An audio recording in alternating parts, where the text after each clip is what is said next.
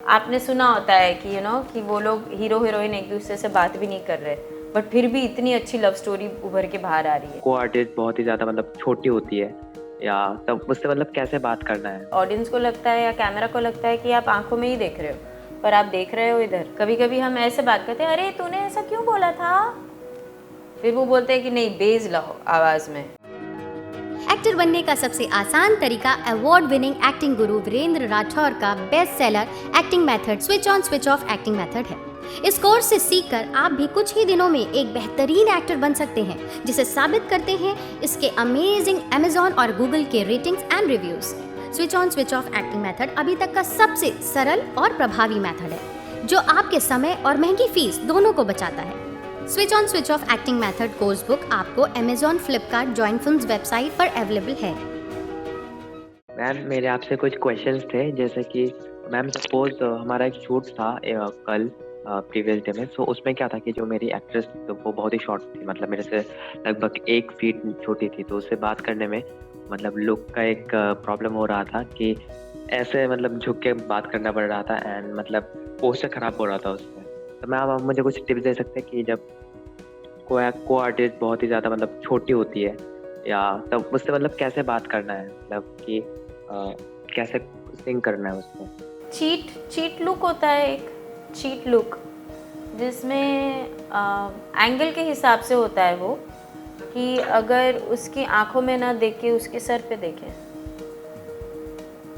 कई एंगल से ना पता नहीं चलता है कि आप आंखों में देख रहे हो कि सर पे देख रहे हो। आपको, ऑडियंस को लगता है या कैमरा को लगता है कि आप आंखों में ही देख रहे हो, पर आप देख रहे हो इधर। पे सवार उसे उतार दो और उस बुढ़िया की बातों को भूल जाओ। तुम्हारी माँ और तुम्हारे परिवार वाले जो कह रहे हैं ना, वो करो। कैमरा, या क्योंकि उसका फेस नहीं है इसलिए समझ में नहीं आता है कैमरा को, ये सारे चीट लुक्स करने पड़ते हैं। या फिर अगर क्लोजअप है तो आप थोड़े से बेंड हो जाएं। हाँ, वो बोलते हैं ना, आप थोड़े से पैर फैला दें तो आप उसकी लेवल में आ जाएंगे। या तो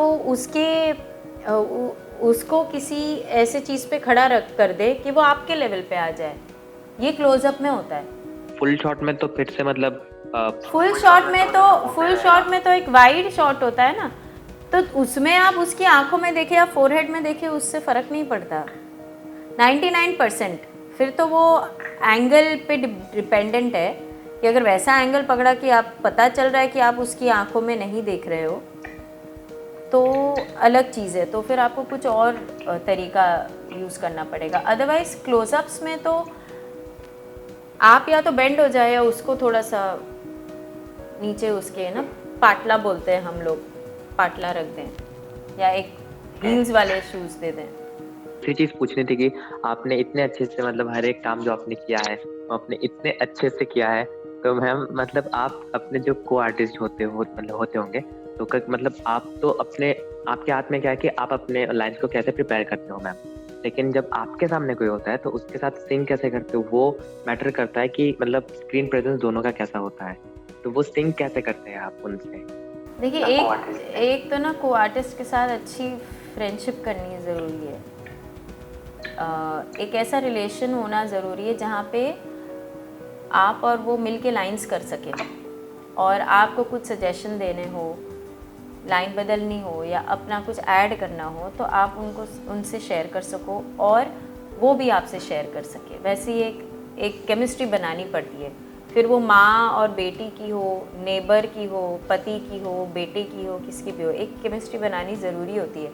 क्योंकि बहुत अच्छे आर्टिस्ट होते हैं जो बात भी नहीं करते, जो आपने सुना होता है कि कि वो लोग हीरो हीरोइन एक दूसरे से बात भी नहीं कर रहे, बट फिर भी इतनी अच्छी लव स्टोरी उभर के बाहर आ रही है। कई बार ऐसा भी होता है, लेकिन उसमें ज़्यादा मेहनत लगती है।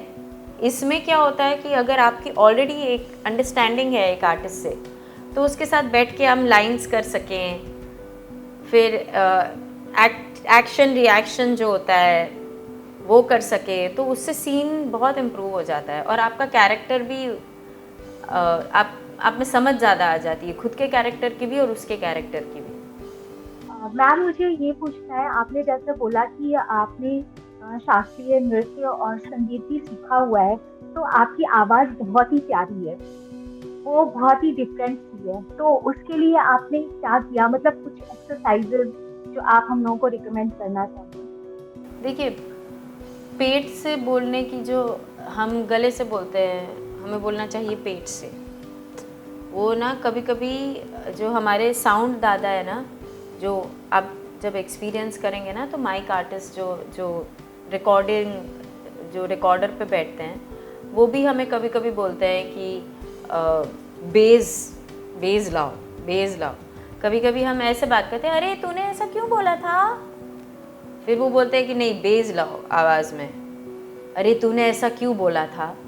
वो हमें खुद पे काम करना पड़ता है वॉइस के लिए, और वो तुरंत नहीं आता है, काफ़ी टाइम लगता है उसको वो प्रैक्टिस करने को, और वो रेगुलरली प्रैक्टिस करना पड़ता है। उसके लिए थोड़ा सा ओम का प्रैक्टिस, ओम बोलना, ओम की प्रैक्टिस एवरीडे करना, थोड़ा सा और एक्सरसाइजेज होते हैं जो वॉइस को आपका खोलते हैं। सब बोलते हैं वो ये सारी प्रैक्टिसेस होती है जो आपकी स्पीच को सुधारते हैं। जल्दी जल्दी बोलने की प्रैक्टिस करनी चाहिए ताकि फंबल ना हो। जब नॉर्मल बोलो तो आपके लिप मूवमेंट्स फास्ट की आपको आदत होनी चाहिए कि फास्ट बोलना कैसे है। ये सारी चीज़ें होती है जो थोड़ी बहुत करनी पड़ती है, और फिर वो धीरे धीरे ये क्या है ना, एक्टिंग ये सारे परफॉर्मेंसेस में ना पेशेंस बहुत रखना पड़ता है। तुरंत हमें रिजल्ट नहीं दिखता। एक्सप्रेशंस को भी लेके फेशियल एक्सप्रेशंस, आईज़ के एक्सप्रेशंस, वॉइस, ये सब पे मेहनत करनी पड़ती है। तो ये थोड़े बहुत टिप्स हैं जो कर सकते हैं। आप एक एक्टर, सक्सेसफुल एक्टर बनना चाहते हैं, बॉलीवुड में, फिल्म इंडस्ट्री में काम करना चाहते हैं, लेकिन नहीं जानते कि क्या करना है। अगर सब कुछ जानना चाहते हैं, एक बार में ही अपना सक्सेसफुल करियर बनाना चाहते हैं, तो आपको ज्वाइन करना चाहिए 8 days Bollywood career guidance workshop.